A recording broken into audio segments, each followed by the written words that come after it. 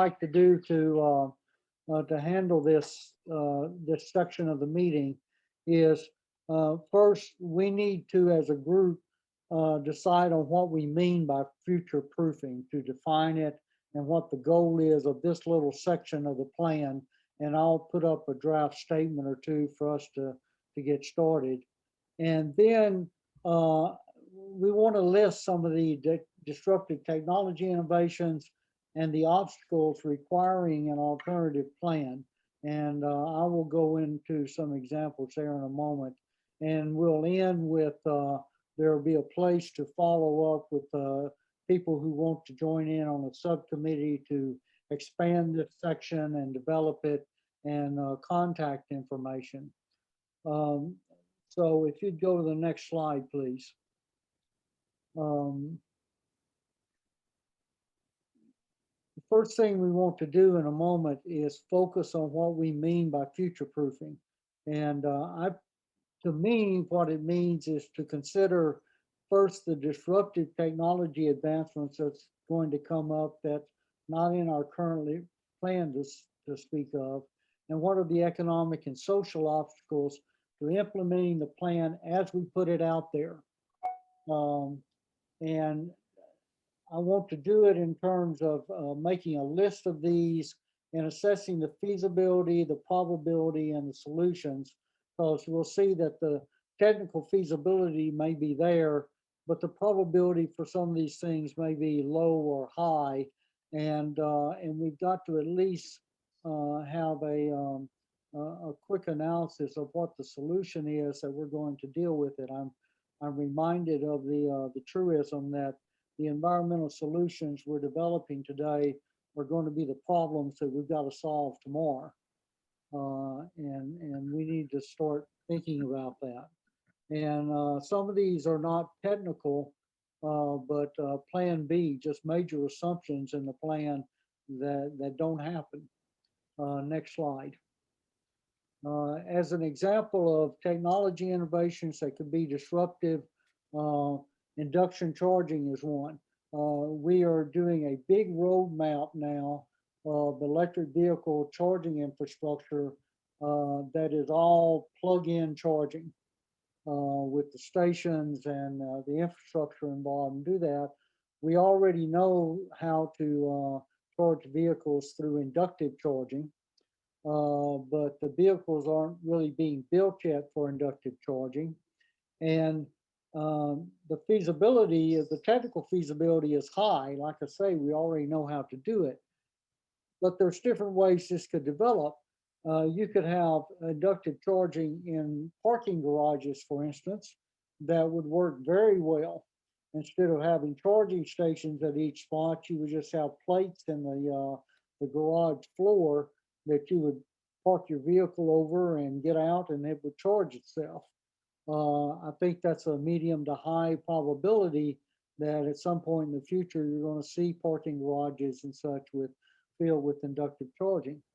There's also a vision, though, of inductive highways, that you drive over the highway and the highway charges the vehicle as it moves along. I think that's technically feasible, but the probability of that I don't consider personally to be very high.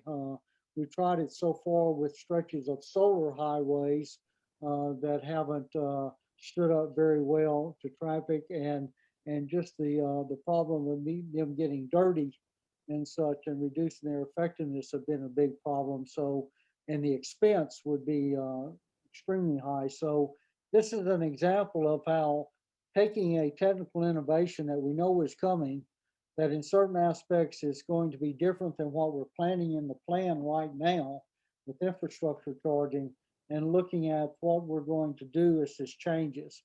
Other technology changes are new battery technology. We know we've got to move beyond lithium ion batteries in the future for several reasons. The V2X technology, vehicle to grid, vehicle to building, vehicle to vehicle. Some of that I think will develop very well and quickly. The other aspects will run into problems.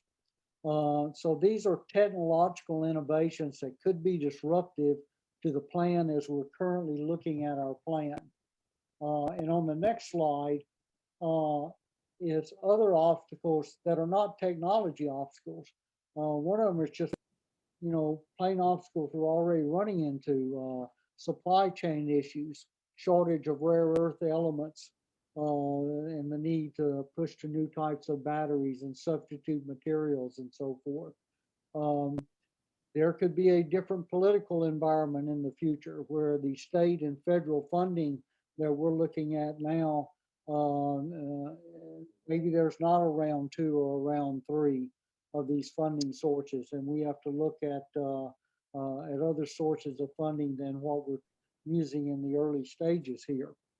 So these are all elements that I want to get into a discussion of with this section today, and at the end of it, we will have on the last slide, we'll have the contact information for you to get in touch, and as we develop a subcommittee to follow up on the discussion today and finalize and flesh out this section. Although I really would like to do as much of the discussion and solution building as we can during this section today. So if we could go back to the second slide, Hannah, yes. And I would like to open the discussion to the definition of future proofing. And the way that I am going to handle this is by looking at the hands being raised, and I'll ask for Shannon or Hannah or someone to help me in recognizing people. I think Shannon's been doing that already. As to yes, I'll be helping you, Roger, with that. Thank you. But let's just start with a consideration of what we want this section to be. And I started out with the simple sentence of saying we're considering disruptive technology advancements or economic or social obstacles to implementation of the plan. We're going to write a plan, but this section coming at the end of it is going to say, okay, we planned for this to happen, but here is something we hadn't counted on, and here's what our alternative approach should be. I'm open to discussion. What's the other? Steve Kerner has his hand up, Roger. Okay, Steve? Hi, this is Steve Kerner with Amply. Thanks for calling on me. I only have a minute before my plane takes off. Sorry for the background noise. One issue on future proofing I want to put up for discussion in the chat also is the idea of warranties for charging infrastructure. In general, the chargers have very minimal warranties, 2 years at best, often none. But the state has a lot of discretion in terms of requirements for warranties for chargers that are going to be built in the state of Texas and installed. So I just want to, as we think about the longevity of the infrastructure that we're purchasing, I think a requirement for longer-term warranties would be in the public interest and in Texas's interest, especially when we think about the future of our charging network. Okay, that was hard to hear.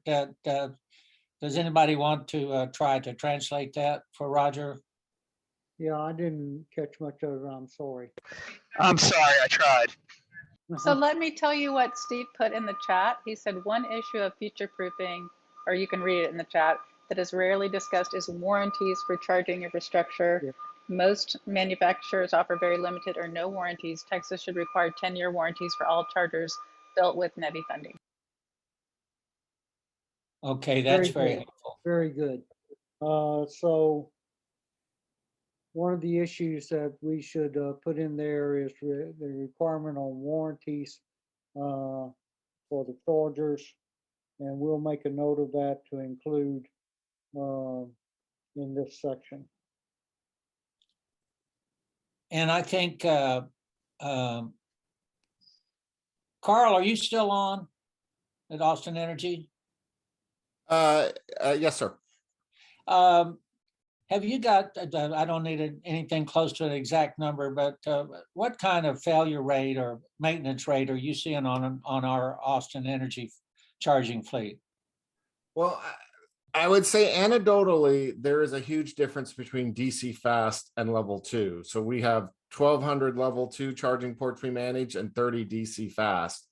I would have to pull. We do manage it. We have SLAs, and we do those DC fast are all under warranty, and we purchase an extended warranty, which also has a higher SLA. It's called the Assure program.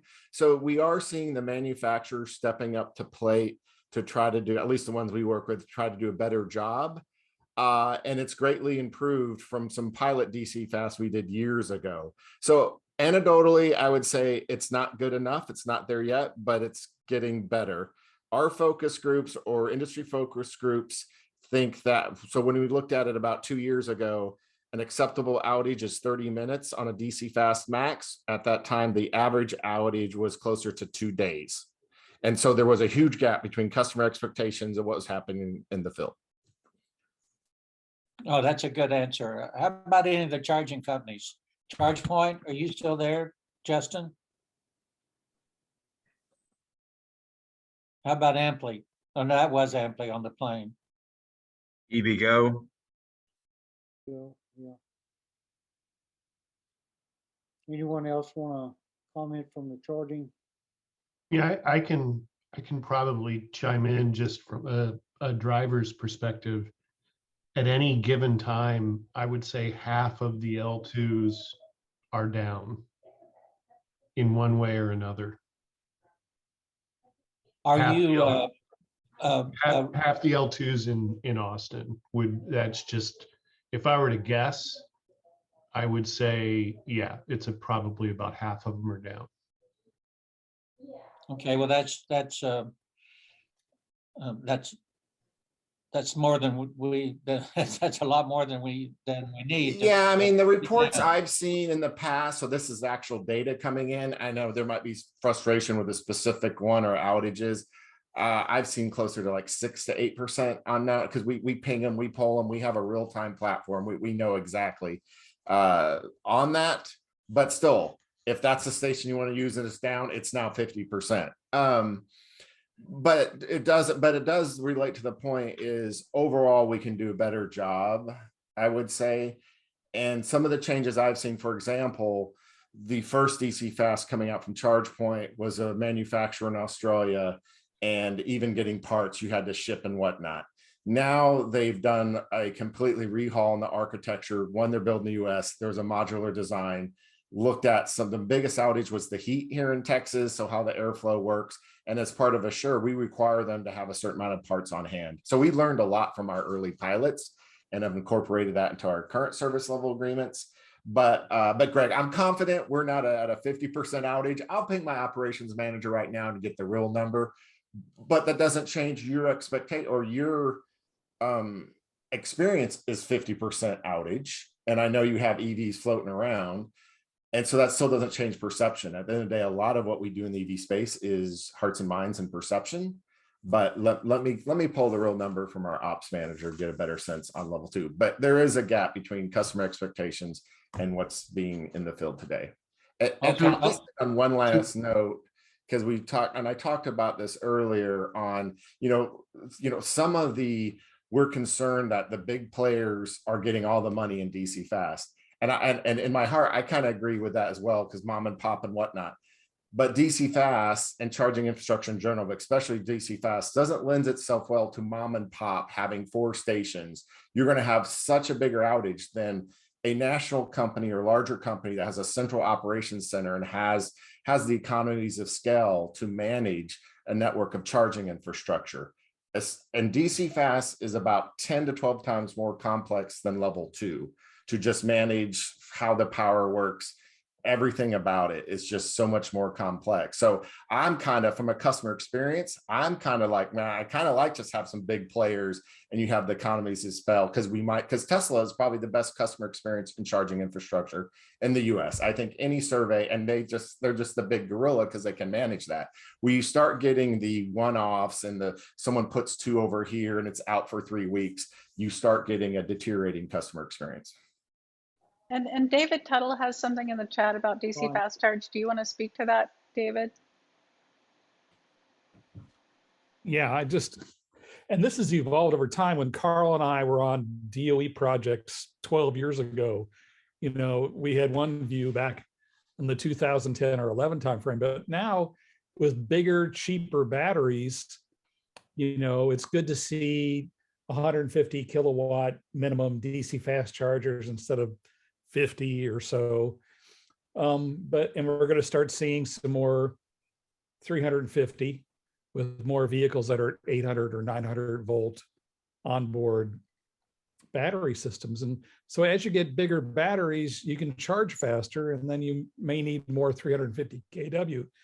And so I'm wondering if anybody else has the concern that if we invest too much in level 2 public charging, I'm not talking about long dwell time residential or workplace charging, that all makes sense to be level 2, but in the realm of public charging, you know, do we need to future proof it so that we have the capacity to pivot to maybe swap out level 2s that have done some good service for a few years and then go to progressively more capable DC fast chargers?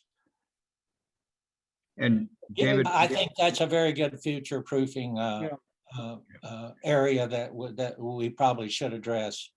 I David. agree, and I think to generalize it even more, that as we build out the electric vehicle charging infrastructure, we want to develop an infrastructure that is adaptable and can be changed out more easily than not. I mean, whether it's changing from level 2 to DC fast charging, or changing to induction charging, or some other change, you need to keep in mind that you don't want to put an infrastructure there that's going to be difficult to change out to a more advanced technology. You know, Is that's that another really good point. practical? Can you Well- switch from an L2 to a DC fast? Aren't DC fast quite a bit more complex and use quite a bit more energy? Well, you just have conduit, and then you have the capacity in the breaker box and the transformer, and I think you could do it. Roger, what you just made me think of is sort of spacing requirements in the parking, just like thinking through ahead of time ADA requirements, thinking through future pivoting. I don't know a better Right. term for it. Yeah, future pivoting to a different technology, and you know, you're going to have some basic stuff leading up to the charging side in terms of transmission and distribution system that you're going to have in place. But yeah, you're going to have to change out these systems as the technology evolves, and you don't want to put in something that constrains you in terms of a space or location or configuration to a future technology. That's just a general type of statement. I also Yeah. like the previous speaker talked about pull through, especially on things going on the highway, having pull through DC fast. As we get more trucks online, we'll see more trailers, and that will be more of a real issue. I thought that was a very smart point from our colleague earlier. and one of the things that is in the infrastructure bill is permission for state agencies to invest in future proofing. And while the plan is in flux, one of the things that Michael Chamberlain and others at TxETRA are very interested in is this sort of how fast are things going to change realization, realizing that and saying we are very conscious of the need to build space for additional substations and to oversize conduit and to begin to look at the apron around the charging and making sure that's adequate, not just for today's needs, but for future needs that may not be grant funded in the future, but the time to build the infrastructure is now to be able to handle what's going to come next.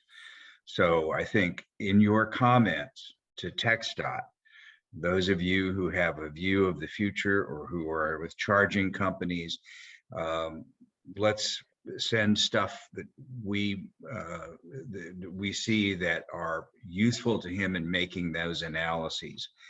In addition, one of the things that he has said to us and to me is that we know what we know today, but we know it's probably going to be inadequate in terms of our, that things are going to change so rapidly that by the end of this 5-year build out, we will have to modify our expectations for the latter grants in terms of what is adequate in terms of DC fast, because the batteries sizes and capacities are changing, the speed of charging is changing, and what that's going to mean to the electrical infrastructure is going to change, and the technologies within the boxes are going to change significantly.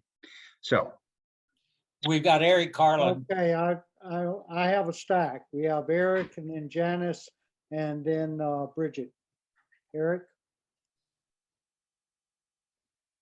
Sure, yeah, thanks. I mean, I'll just chime in. I think you're calling on some industry perspectives around, the topic of reliability, uptime, and all that, which is definitely issue du jour as of late, since it's a real problem, right? It's a lot of the historically installed charging infrastructure was kind of put into the ground without sufficient concern as to what comes next, right? You have infrastructure that's already very expensive to develop, and now we're contemplating, what needs to happen in order to make sure that infrastructure hits certain levels of uptime and reliability that drivers expect.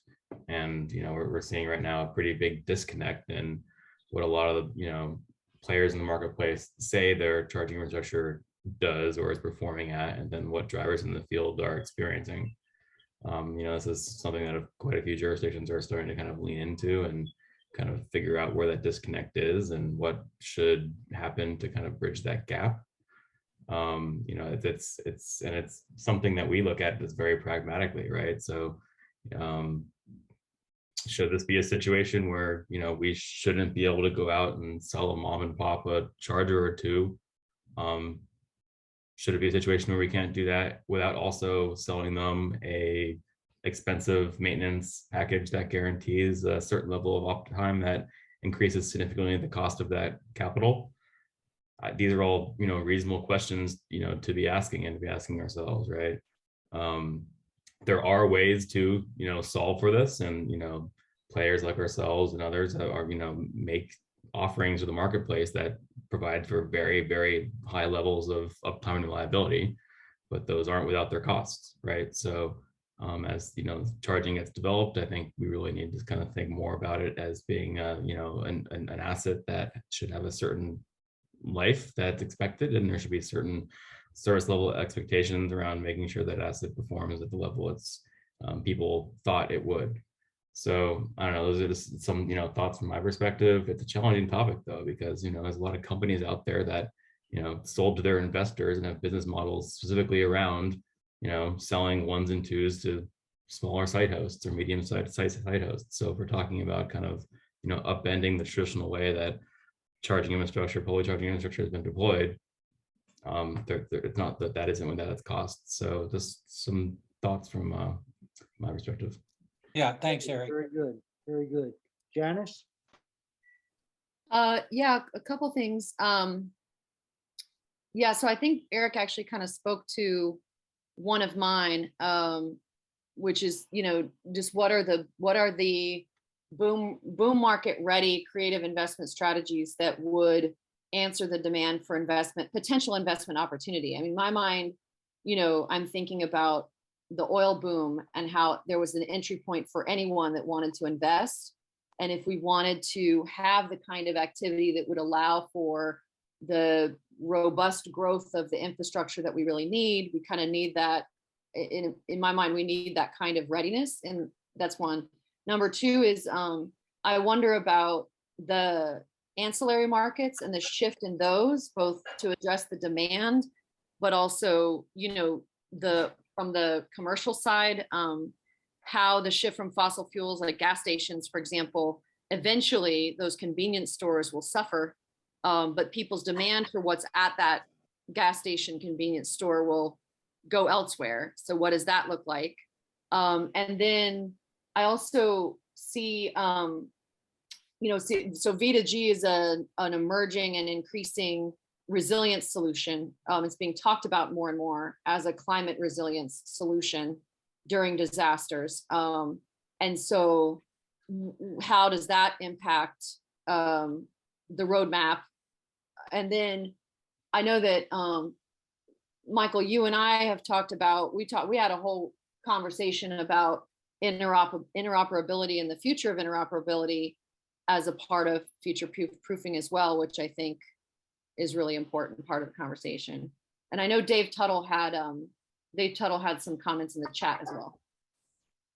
Okay, think I have Bridget- next on, was that it, Janice? Yep. I have next on the stack Bridget, and then I'm placing myself on the stack after Bridget. Hey, everybody. Oh, this is really fascinating. Smitty kind of touched on this in describing a conversation he'd had with somebody, because what strikes me is I charge my Leaf overnight at home, and then I have enough battery power for whatever errands I need to run. Now, I'm also not driving as much because we at Travis County have adopted what I believe is the most aggressive telecommuting policy of any local government in the country. So I'm doing much more of my work virtually. And I suspect that trend will continue. So it makes me wonder what are the future battery charging needs likely to look like, given that batteries will have longer and longer life. And presumably most people will do what I'm doing, which is charge their vehicle at home overnight or at work if they're driving to work. So it's like, don't assume that it's going to look like today in the future. And if that's the case, how do we plan for longer battery life and changing commuting patterns? Very good point. We have a much longer battery life, and sustainability is the charging pattern going to change dramatically, and our need for public charging in terms of locations and access. Good point. I want to make one point in response to the vehicle to grid, and as Michael knows, I was one of the first people early on to promote vehicle to grid and the use of vehicles for ancillary services. I have to admit that now I have somewhat soured on that, not because of the technical feasibility, it certainly works and can be used, but I tend to think that the batteries being developed as stationary small batteries to be placed on the grid, located at either substations or at critical points in the grid, will probably outcompete economically anything that vehicles will be able to offer. And I think that Tesla, for instance, put a stationary battery in Australia in one of the states for ancillary services that immediately took half the market for ancillary services. And I think you'll see that repeated. And I know that there has been a lot of planning about vehicle to grid in terms of advantages to EV owners and cash flows and such. And I am skeptical about how much that's going to play out in the future. I think other V2X applications, particularly vehicle to buildings for emergency generation backup and other types of vehicle applications will prove very successful.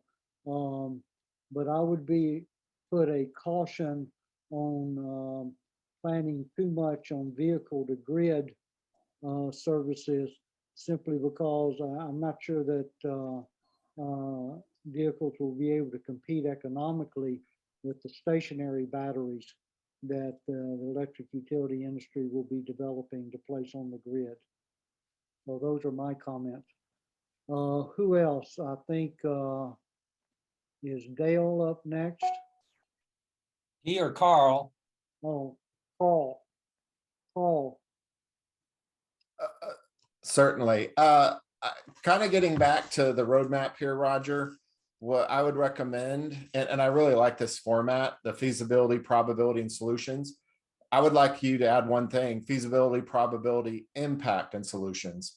There's a different impact between a new battery chemistry that allows us to double capacity and cut the cost in half versus inductive charging at the home or a garage or whatever. So I think by framing the impact, and that's kind of the opportunity in a way, the impact is a better way to then compare these different appropriately based on how big the bet is. Excellent, excellent. Who is next? And I'd also encourage, if anyone has any comments on the definition of future proofing, if there's any changes to what I put up there, I would encourage that as well. And for those on the board, I did link Roger's book, Roger and Michael's book, at Amazon if you want to get some more context into the chat. Thank you, Carl. Thank you. So we have Bob Cruikshank and then Janice. Okay. Thank you, Roger, for the work you're doing here, and everybody. This is a very interesting topic for sure. Roger, your point that you just made on vehicle to grid versus sort of utility scale battery is understood and appreciated, and I saw the same sort of development with that. However, I think that the managing the grid, at least how it occurs to me, is that it's a very spatial temporal problem. There'll be too many electric vehicle chargers on a transformer in a neighborhood, kind of a thing that the big battery may not even be able to get there because of transmission capacity or distribution capacity. And so I think that it's sort of, it just needs to be tempered with that kind of thinking. And then just in terms of a plan B, as I understand it, we've never actually seen a black start happen. And there's been a lot of kind of boogeyman kind of conversations about it being it's weeks or it's months. And it could be that electric vehicle chargers and any sort of distributed storage in our homes ends up being able to create grid forming microgrids that together kind of bring the grid up from the outside in. And I guess that remains to be seen, but it might be reasonable to put on the plan B list in terms of resilient standby power that works in the face of really big catastrophes and that helps bring the grid back in some way. Okay, good point. Using our distributed EVs to help out in a black start situation. Good. So Janice Bookout has her hand up. Okay. Yeah, the other comment I just wanted to make is that I think the conversation we're having with the team is this question of interoperability long term. So I think we're trying to match an emerging technology, which I think our most recent societal model for emerging technologies is like the iPhone, where we have, planned obsolescence as part of that, as an expected part of the marketplace. Whereas, when we're talking about the roadmap, we're talking about long-term public infrastructure, and the match between those two is awkward. And so, where we're relating to interoperability is specifically from that planned obsolescence model, that is problematic, especially when it comes to communities inheriting older vehicles that need to drive them on the road. Right now, if you buy an old clunker, you can pull up at a gas station and fill your tank, regardless of how old the vehicle is. But that's not the case. That's not necessarily the case if we take a planned obsolescence model to charging infrastructure. Yeah, good point. Unless your vehicle, of course, ran on leaded gas. Well, there's that. Yes, true. So there was change. Okay. Other comments? And Bob has his hand up again. Yes, I apologize. I don't mean to be taking so much time, and I'm not sure this is relevant right here, but I just wanted to share it real quickly. I've heard tell of battery-backed chargers, where you actually put a battery on the utility side of the charger, so that the charger itself has less demand charges. I think that people are doing that and running the business case for that. And it just raises the bigger question in my mind of, once you have a battery backed charger, what does that make possible? Does that mean that the charger then is that battery behind the charger is filling up on renewables so that we're actually ensuring that renewables are making it out to our vehicles when we charge? Does that charger, that's, sort of case one. Case two, does that charger end up being part of distribution congestion management, where there's not enough ampacity in a circuit, and we just haven't been able to do the upgrades on that circuit, through transformers or conductors, so that, kind of what's the role of this charger in the future of just building out the infrastructure and maybe being able to raise the capacity factors of transmission and distribution to the point where we don't have congestion that's keeping, West Texas wind from making it everywhere and things like that, because we're actually using the charger to sort of get more energy off peak and less energy on peak, and kind of doesn't have a bigger role in helping the grid. But thank you. Okay, we are closing in on the time allotted for this. Before taking any last comments, I want to ensure, would you put up the last slide with the contact information? Anyone who would like to work on this section with us, be sure to send a note in. You can put something in the chat box right now if you want to sign up, and we'll take notes. Otherwise, you can send a note in to Hannah, and we will form a subcommittee of interested parties to pursue fleshing out this section. Are there any other general items that you just want to add to the list, even if we don't have time to get into them fully? I see David's hand up. David? Yeah, so Roger, yeah, MCS for Class 8 electrification, maybe something for fleets, the big stuff. MCS will be up to 4 megawatt. Okay, great. And then Any other Clayton. quick additions? Clayton Who else has Stice. their hand up? Roger, this is Clayton Stice. I just put a link in the chat for the resource adequacy numbers as of this month. If you go to the battery tab, it appears that ERCOT expects to go from 220 megawatts of energy storage last year to close in on 6 gigawatts of energy storage by 2024. So this Wow. is just supplemental information along your lines of the growth of batteries. That also includes probably 300 plus megawatts of distribution connected batteries. And for your information, there is already a large Tesla battery in operation in our ERCOT footprint. Yeah. Yeah, I So- think you're going to see a lot of that impact on the ancillary market. Anyone else? Am I missing a hand?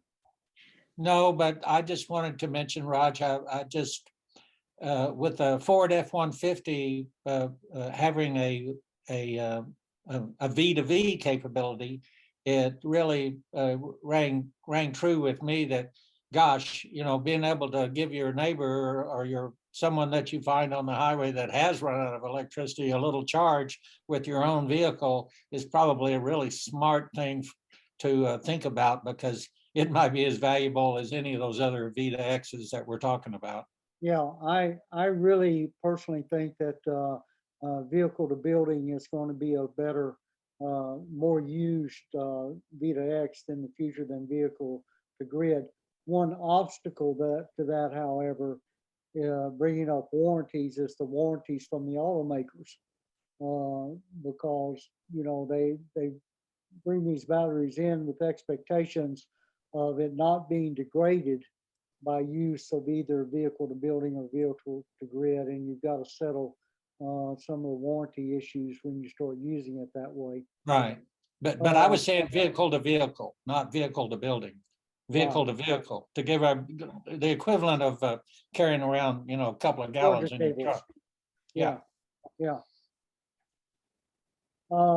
Michael, I think we're pretty much at the allotted time for this section. If there's not another hand up that I'm missing, we can take this and develop it further in subcommittee.